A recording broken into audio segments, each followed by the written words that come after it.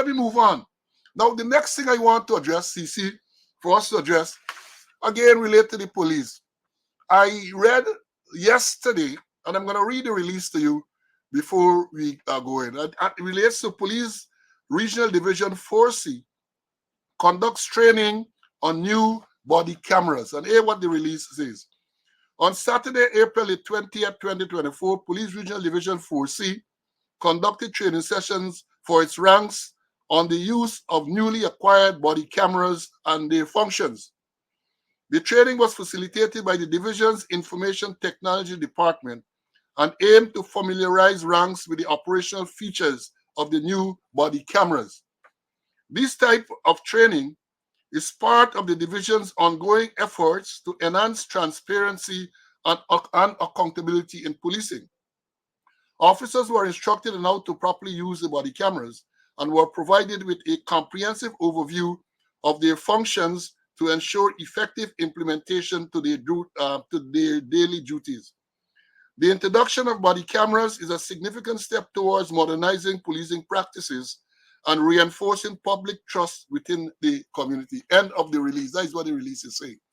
And this, the 4C, they're referring to East Coast, formerly C Division. It is now Regional Police Division 4C with headquarters at Cove and John on the east coast of Demerara. When I read this thing, I say a lot of things.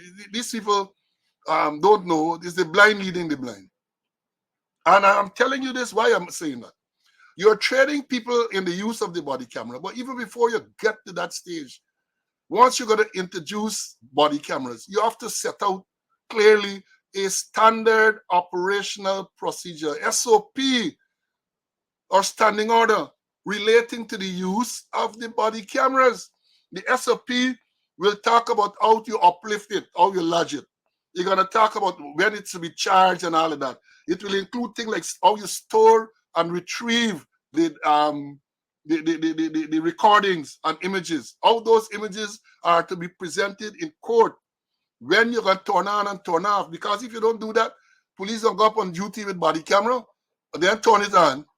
And when they're in a situation where it should be turned on, they're going to turn it off, deliberately turn it off. And then you're going to hear, well, it wasn't working, it malfunctioned, and all things you're going to hear, right? You got to talk about servicing.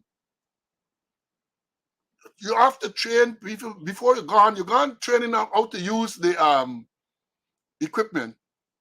And you got to talk about the legality of it as well. Those things should be outlined in a clear standing order. Get advice from the Attorney General's chambers and all this, or the legal implications of this now. And make sure, because you're going to use a body camera, you go in a person's home, and the camera is on, people are going to talk about invasion of privacy and all kind of things going to come up. So you have to make sure that it is operating within the ambits, within the confines of the law, and to hear that you're training people on the mechanics of this body camera, but you haven't put in place, at least I'm not aware that you put in place standing order. I know that when we were there reviewing the standing order, the issue came up, and we did put together a standing order to deal with the use of body cameras. It is there. Although they say we ain't do no work, and they got to court, they charged us with conspiracy to commit fraud, took us to court. But it is there. And even before you get to this thing has to be properly disseminated, published in force orders, instruction classes at all the levels so they could understand how it's to be used. And that is not only the people who are operational, the supervisors, the commanders, they all have to understand the procedure relating to the use of body cameras. Because if you don't do that, you're going to run into all kind of crap, as I suspect, all sort of issues I suspect you will run in. You acquire body cameras, a very new technology in the Guyana Police Force. You acquire these body cameras, and the first thing you think you're going to make sure is to train people how to use the body camera when they go on duty. But you don't think about the other aspects. You don't think about the rules and regulations governing its use. Perhaps you have not even considered the legal impact of such a piece of equipment.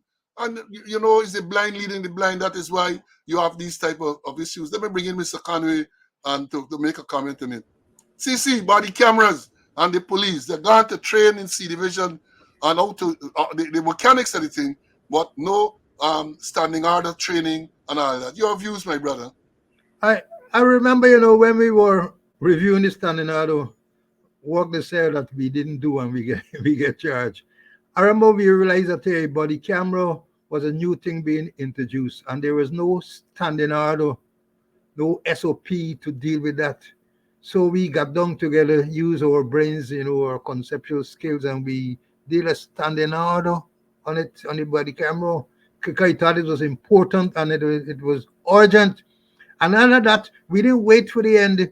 We handed it over personally to Commissioner Leslie James. I think it was on a Christmas Eve day. We gave him because we said, "This is important. This thing is urgent. This thing is a new something, and there must be a standing order to deal with it."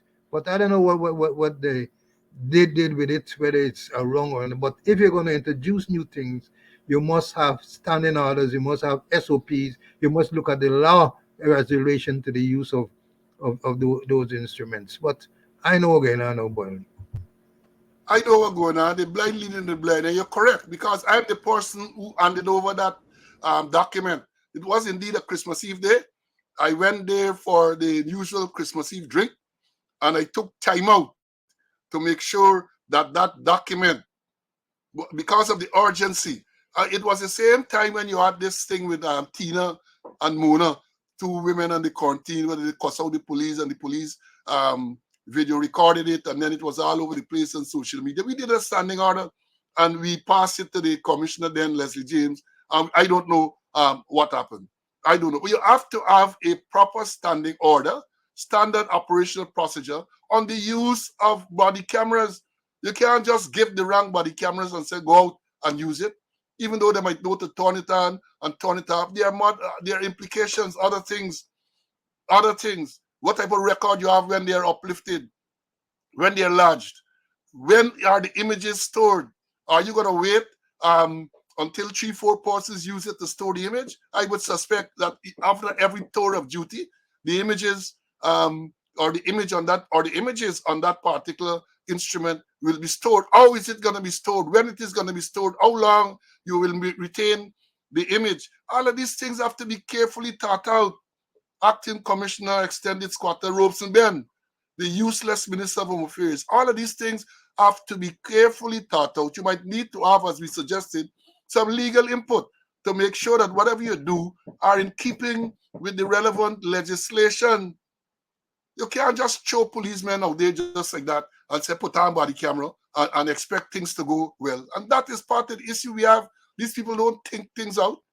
They don't think things out.